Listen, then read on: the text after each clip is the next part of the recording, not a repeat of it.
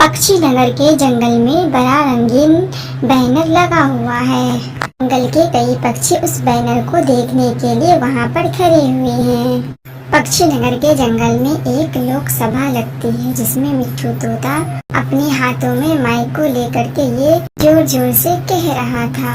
मेरे प्यारे पक्षी नगर के निवासियों, आज हम अपनी चोंच से अपनी किस्मत लिखने जा रहे हैं। लोकसभा क्षेत्र पक्षी लोक के लिए 2025 में चुनाव लड़ने के लिए दो दिग्गज पक्षी सामने आ चुके हैं।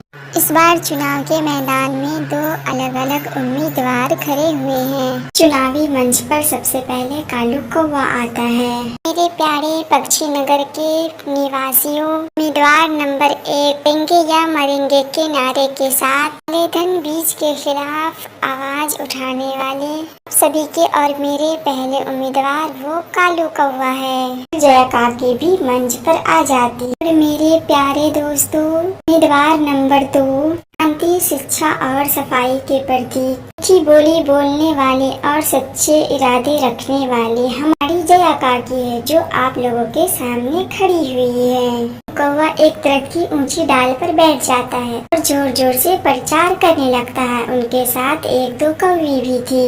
नगर वाले, मैं कालू कौवा अगर मैं जीत गया तो सभी पक्षियों के घर पर एक सोलर पत्ता लगाऊंगा, आसमान में एक फ्री फ्लाइंग वे बनवाऊंगा और हर रोज फ्री मीठे फल और कुछ मूंगफली के दाने मुफ्त दिए जाएंगे। पक्षी नगर के निवासियों, मेरी आवाज जोरदार है तो मेरे पास जोरदार वोट ही आएंगे और देखना, इस बार जंगल का प्रधानमंत्री कालू कौवा ही बनेगा। कौवा रानू चिड़िया के घोंसले के पास रुकता है और उसे कुछ की लकड़ियाँ और तिनके देता है। बहन, ये है तुम्हारा विकास, लेकिन लाला बहन आप वोट मुझे ही देना। रानू चिड़िया कुछ नहीं बोलती है। कौवा अपनी जोरदार भाषण नई नई योजनाएं से सिर्फ हवा में उड़ने की बातें कर रहा था। उनका मकसद ये था सिर्फ दिखावा करना।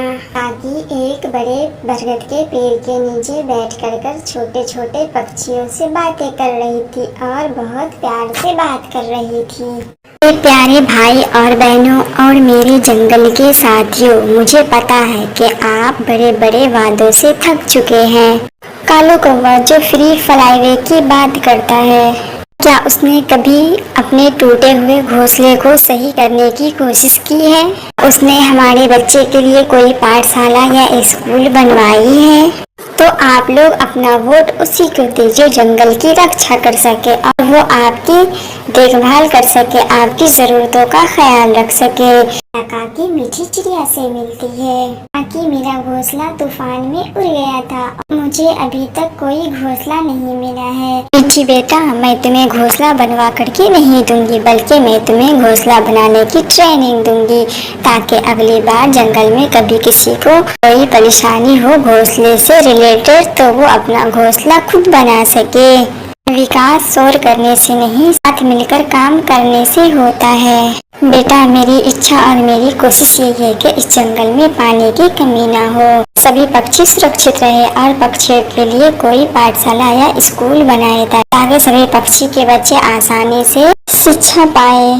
कितनी अच्छी है ये जया काकी, ये सभी पक्षियों के बारे में कितना अच्छा सोचती है। इन्होंने कोई वादा नहीं किया है। जया काकी ने अधिकार नहीं बल्कि जिम्मेदारी की बात की है। तो वोट देना तो जया काकी को ही बनता है। अगली सुबह वोट वाले दिन आ जाते हैं। सभी पक्षी वोट देने के लिए लाइन में खड़े हुए थे। पक्षियों यहाँ आए और अपनी उंगली पर निशान लगाने के लिए यहाँ से एक रंगीन पत्ता ले जाएं। एक चोंच एक वोट, सोच समझकर मारना मोहर पक्षियों। रानू चिड़िया, मीठी चिड़िया सब जया काकी को वोट देती है। काम हो जाती है। अब वो वक्त आ गया था वोट गिनती करने की। कालू कौवा अपनी शान और गर्व से सीना चौड़ा करके खड़ा हुआ है और जया काकी शांत आराम से अपनी जगह पे खड़ी हुई है। पक्षी लोकसभा क्षेत्र के नतीजे घोषित होते हैं। सोलर पत्ते वाले कालू कौवा को मिलते हैं 48% वोट और शिक्षा और सफाई वाली जया काकी को मिलते हैं 95% वोट। ये सुनकर के तो कालू कौवा की आंखें फटी की फटी ही रह जाती है। कालू कौवा वहाँ से चुपके से उड़ता है और वहाँ से चला जाता है।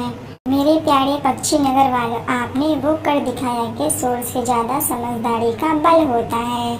आपने ये सही फैसला किया है। फ्री बीज लेने से बेहतर आने वाले कल को देखा जाए कि आने वाले कल में हमारे साथ क्या होने वाला है। मेरे प्यारे पक्षी नगर के पक्षियों, अब मैं वादे नहीं बल्कि काम करूंगी और काम कर पूरे पक्षियों की दिखाऊंगी। प्रधानमंत्री का क्या काम होता है, वो किस तरह से लोगों को शिक्षा देते हैं, उनको घर को सुरक्षित रखते हैं, उन्हें हर चीज की व्यवस्था देते हैं। जया काकी ने पूरे जंगल में लाइट लगवाई, सारे पक्षियों के घर में फ्री लाइट दिया, सभी को फ्री में राशन दिए। मैं भी पक्षी के घर टूटे फूटे हुए थे, सभी को घर बनाने के लिए सूखी लकड़ियां और तिनका दिए और जया काकी ने ये कर दिखाया। प्रधानमंत्री बन जाए और सिर्फ अपने पहने और अपना घर ही अच्छा रखे, बाकी जनता की जरा सा भी चिंता और फिक्र न हो कि जनता की हालत क्या है। जया काकी ने ऐसा नहीं किया, उसने सारे पक्षियों का ख्याल रखा और वो एक अच्छी प्रधानमंत्री पक्षी नगर में साबित हुई। इसी तरह पक्षी नगर में शोर पर सूर हुई और दिखावे पर इरादे की जीत हुई। लोकतंत्र में मीठी बोल और सच्चे काम का मोल हमेशा ऊंचा ही होता है और जीत उसी की होती है जो जनता का ख्याल रखते हैं।